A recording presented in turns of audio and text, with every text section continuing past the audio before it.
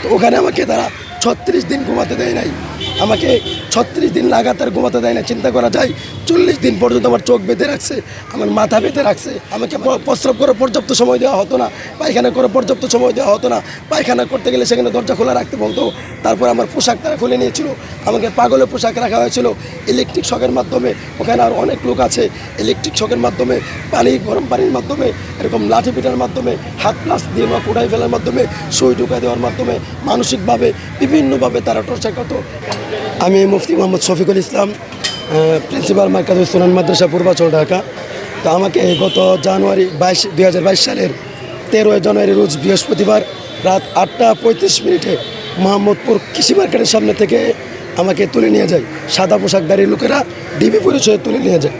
তো সেখানে তারা প্রথমে একজন আমাকে বলে, ভাই আপনি কি মুফতি শফিকুল ইসলাম মার্কাজুস সুনান মাদ্রাসার প্রিন্সিপাল? তখন আমি বললাম,